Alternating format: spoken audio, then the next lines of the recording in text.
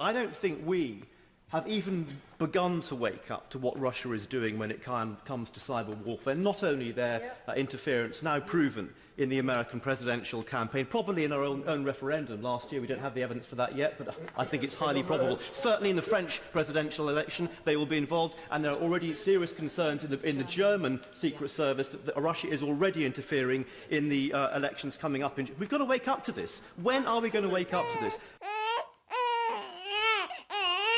I cannot vote to destroy jobs and prosperity in my constituency or in the country as a whole. Theresa May has made quite clear she wants the hardest of hard Brexits, outside the single market, outside the customs union. Absolutely catastrophic for our economy. There's no way I could vote for that.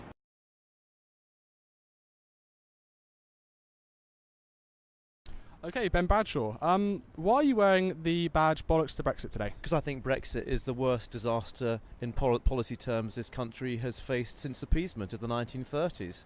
And it's going to be a disaster for young people, for our economy. The hard Brexit that the Conservatives are pursuing it will be absolutely catastrophic for people in my constituency, so I'm going to do everything I possibly can to try to avoid it. So what do you say to the 17.4 million people who voted for Brexit and now you want to reverse it? Well, I think if you believe in democracy, you certainly have to respect the referendum result, but you also have to respect the freedom of people to change their minds. And I think as the reality of Brexit actually becomes to dawn on people, of course that wasn't spelled out in the referendum. They were told all these lies, weren't they? What lies were they told? Oh, £350 million a week for extra. But that was gone through in the referendum a lot, though, wasn't it? It wasn't like that was an unnamed issue that wasn't talked about at all. That was talked about a lot, and people could make up their own minds, surely. Yeah, it was talked about a lot, and people believed it, and it's a lie. So a lie is a lie, a lie. However often Boris Johnson repeats it, it's still a lie. The other thing is, told, it'll be very easy to strike all these trade deals. Well, that hasn't been easy, has it? There aren't going to be any trade deals until... There aren't going to be any trade deals? Not until long after we've left, no. And all the trade deals the government's now talking of signing up to are trade deals that they're going to have to take a copy and paste from the existing ones the European Union has. So, no, the Leave campaign... But the United States trade deal, there's no existing trade deal with the United States, and Donald Trump has said he wanted a quick trade deal with Britain. I don't think you'll find he did. I think that's what Theresa May said she'd like, but we'll be in the back of the queue behind the European Union. He said we'd be in the front of the queue. I don't think you'll find we are. Why would the United States strike a trade deal with a country of 60 million people when it can strike a trade deal with the biggest single market in the world? But look, the Leave campaign was based on a whole catalogue of lies, and I think the public are beginning to see through it. We've got inflation now at 3%, wages are still going down, the biggest collapse in the pound since 1947. Brexit's a total disaster. We also had the lowest unemployment in 40 years. We also have GDP growth is better than expected last year. We've got manufacturing up 10%.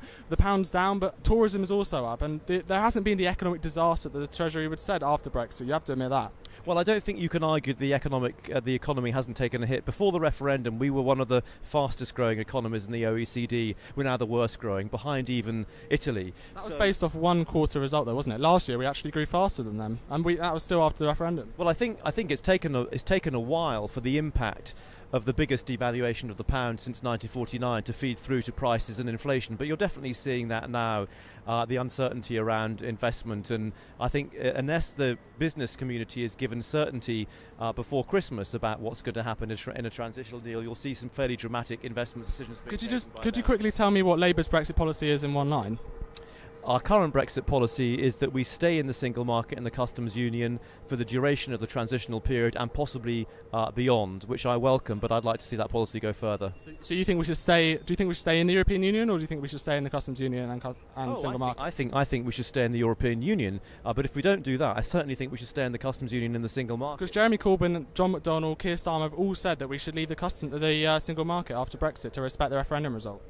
Well, that's not quite what Keir Starmer has said, and I think you'll find... John McDonnell said that. Labour's position has changed since he said that. If you noticed, in August we changed our position, and I welcome that. I think that was a significant improvement in Labour's position, but I expect that position to change even further, because don't forget, the vast majority of Labour members and Labour voters want us to stay in the single market, and I think they're absolutely right about that. What about the Labour voters who didn't want to stay in the single market, the people who were worried about immigration? What do you say to those people? Well, as I say, the vast majority of Labour voters want us to stay in the single market. How can you know that? because all of the polls have shown that. And Two-thirds of Labour voters voted Remain, but one-third voted Leave, and most people who voted Leave want to leave the single market. it's higher than two-thirds, actually. And all the recent polling that's been done of Labour members in particular, but also Labour voters, show that they wanted to stay in the single market, even if they have concerns about migration. And I'm absolutely convinced that those concerns about migration can be met by reforming the way that the freedom of movement rules work, and we can stay in the single market and customs union, because that we're not going to be able to end austerity if we leave the single market. So what kind of reforms are you talking about in terms of immigration within the single market? Because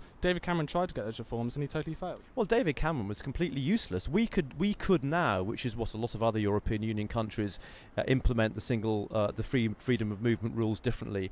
We could, for example, insist that you could only come here if you have a job already, or if you're here and you don't get a job within 3 months, you have to leave. We could have identity cards. We could have a contributory social insurance system, which would make it far easier. So there are all sorts of things. So are these Labour policy then?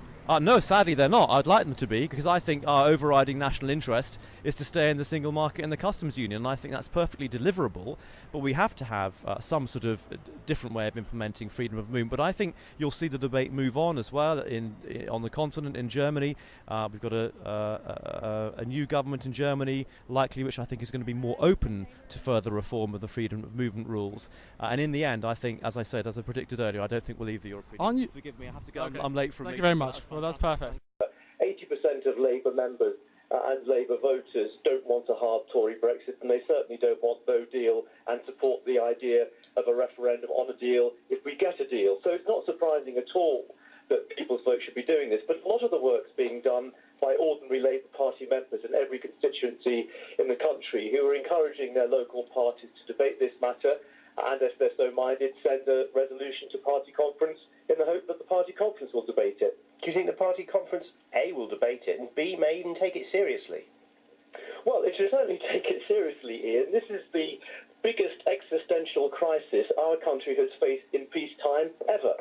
So for our main opposition party not even to debate this matter would be, I think, in the eyes of most Labour Party members and most of the public, absolutely extraordinary. Now, whether it will or not, it's not up to me. That will be decided by the people who arrange these things. But the more ordinary Labour Party members who through their local parties express a view and a desire that it should be debated, the more likely that is to happen. When you say it's the biggest existential peacetime crisis ever, what is it you're really scared about? Well, I'm scared most of all at the moment about the prospect of no deal. A deal is certainly better than no deal. You weren't reassured by the Brexit Secretary's list of advice and what might happen? It didn't sound like the end of the world. No, on the contrary. I guess medicine's running out and food running out, and may not be the end of the world, but it's certainly... He didn't say that food was going to run out, did he? He certainly says, I'll still get a BLT sandwich. That's what the retailers, who I think know a little bit more about trade and exports and imports, do than he does. And certainly all the pharmaceutical industry and the NHS have issued a very, very stark warning about the impact on the supply of vital medical equipment of a no deal. Would you be an MP who would actually have applauded Philip Hammond for writing his letter to the Treasury Select Committee saying, actually, GDP is going to be disastrous by 2030, it's going to be an extra however many percent. Do you actually applaud him for making that public? Well, I'm glad that there are still some members of the Cabinet who seem to have some sort of grasp on reality. So, yes, any member of the Cabinet who simply points out the truth and the facts of what no deal would mean, I think should be applauded. Far too much of this debate has been taking place in the realm of fiction and fantasy, and at last we are now having a discussion about the reality of Brexit, a hard Brexit or no deal, and I think that can only be helpful.